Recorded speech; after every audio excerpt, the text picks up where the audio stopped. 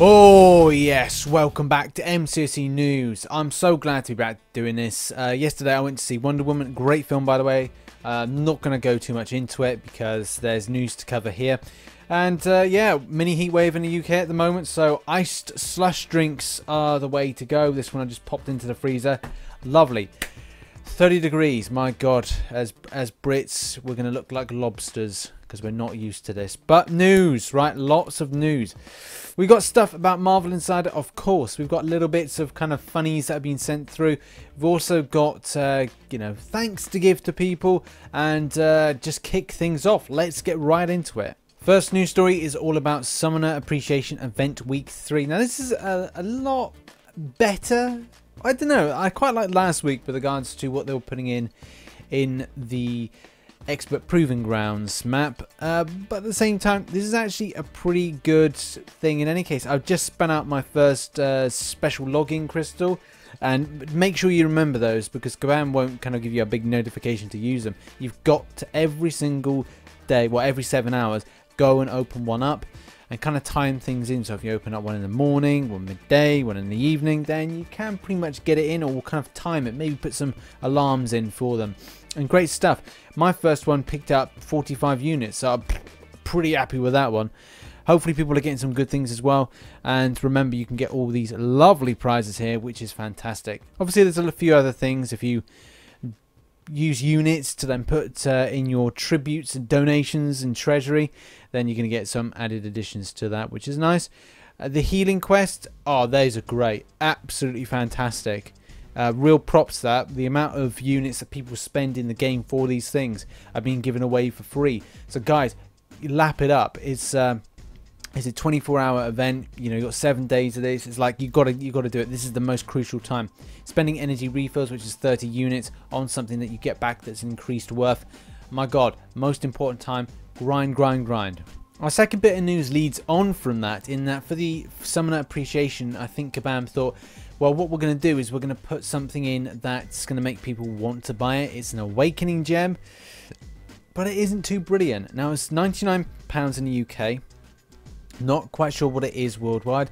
$140 Canadian dollars, so it must be similar to 140 Canadian dollars in US. Obviously, whatever denomination it is close to in your parts, then it is that. It could be about 108 euros. I don't know what it is, but you're going to see something expensive. This is kind of a top draw thing. And what a lot of people were kind of like, you know, they're not too happy about this. There's a poll going on at the moment, so the results of this poll show that 0% think that the offer, yes, the offer is appealing and is fairly priced. Please send more like this. But then we've got a 39 to 60% split for different things. So I like the offer, but it's priced too high for me. Find it worth buying. In the future, please consider lowering the price. Next is no, I don't like the content offered, and also think that it's overpriced. A lot of things are mentioned that are being overpriced, and Kabam will consistently have this issue that they don't understand. A lot of people throw the argument that if Kabam lower prices, then people would buy more, and I don't understand why they can't get that moving. If you consider it to other games, it's a very expensive game for kind of buying this thing, and it's not like you're buying a kind of a champion straight off. Obviously you do have things like Vision, which is bought for a significant amount of units. Likewise, why can't you buy something from the apps, not the app store, but the unit store for this? And even starting the game, like I've just started a new account because I'm going to do some beginner guides, and I was noticing that there is a Deadpool offer on at the moment. So, you know, you just go, what the hell is going on here? That different things are tiered to different levels, but in particular, a lot of people are asking for this. Why aren't we getting a Deadpool? And we should have this once a year, really, that we get a Deadpool arena, or maybe get a special unique character as an arena that you can buy into. Now, if I was spending £10 to get into a special arena, and in that arena the milestones were getting loads of my 3-star for that unique character duplicated, even 2 stars duplicated, the same way that they did it with Ant-Man and Yellow Jacket for the what is it called, Journey into the Multiverse thing, you know, that's something that I think Kabam should go down the route of.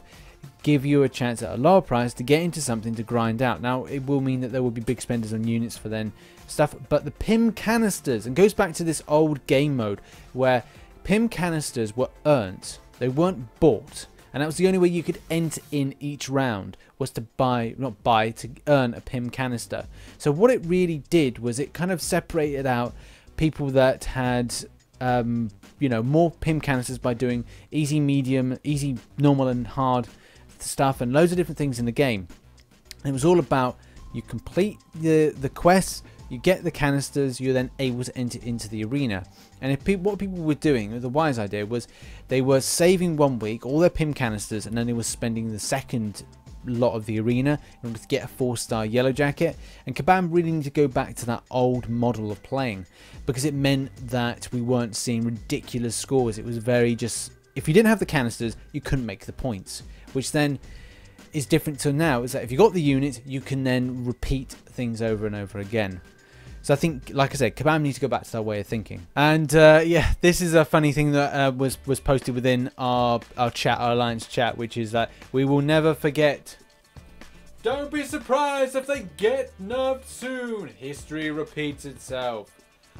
Yeah, for the you know, for the go-to characters that we've got, and there's a response to this by Kabam Mike that just says, we don't currently have any plans to make adjustments into these champions, but that may change in the future. Unlike Scarlet Witch, these champions have counters and do require some sort of strategy or know how to use. They were also created with the future in mind. Don't change them. Don't do it again. You've been warned, Kabam. My ongoing issues with Marvel Insider continue, and it's sort of being resolved. Now, shout out to, I think it was Trini Master, or Contest Master, Trini Contest Master, because what I did was I followed his instructions and went to Marvel Support on Twitter, and I messaged them via tweet, and they said, look, DM us. So they followed me, and I DM'd them back, and they asked me for my username, and as it goes, they said they're going to look into it. They have acknowledged I didn't receive my points, but now what we're going to do is check my account, my Marvel Contest of Champions account, against it. So if you're still awaiting points, you're 100% confirmed that you know that you've completed them, because you've ticked the thing to do it, and you've completed it in game. Follow them on Twitter or on Facebook, and you know, just say, oh, I've not received my points, and then they should be able to do something about that. That seems to be at the moment the best way. I have seen that some people have posted the contact number for Marvel Support, so it depends on what you feel is going to be easier. Like I said, I got a really instant response from Marvel Support on Twitter, as opposed to doing anything else. Email was shit. So our next arena is going to be Civil Warrior, with the basic being Winter Soldier. I think I'm going to go in for milestones this time. I'm not 100% sure whether or not I'm interested in getting Civil Warrior. Great champion, not for me. If I do go for him, I'm not quite sure how much it's actually going to go for. I doubt it's going to go anywhere close to 6 mil with the comparison with Hyperion and Dr. Voodoo of late. So hopefully we can get some lower scores for this champion. So MCOC News supports and is behind Dorky Diggity Dave. He's going for it. Dork Lessons is going for the Legends run. We wish him all the best, and hopefully he gets that, because he thoroughly deserves it. I'm not sure whether I'm going for next month's. I may go for July's Legends run, or I may indeed go for the month after. I'm a bit unsure with regards to facing off against Vulture and the Spider-Man, because if the Spider-Man is going to be a lot more powerful, then I'm not going to be a big fan of that. I probably would wait for the month after. Our final story is all about the addition of the level 1 revive to the loyalty store. And people's thoughts on this is two extremes. A lot of people are saying, look, the reason is Kabam getting rid of the glory store. Are they worried about that? The second thing is the addition to it to the loyalty store is 7,000 loyalty, a bit much. And there's other people that are going, well, that's just good. I can get loads and loads of level 1 revives. I think if we assess the amount of level 1 revives at Alliance level that people go through, I don't think it's actually that much. And as you can see with this picture here, this is taken and extracted from MCOC info bot and great source for information for the community.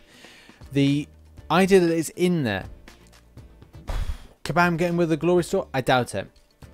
When Kabam do things right, and you know they do occasionally get things right, the Glory Store was something getting it right. The loyalty store and adding that into the game so many moons ago was a step in the right direction.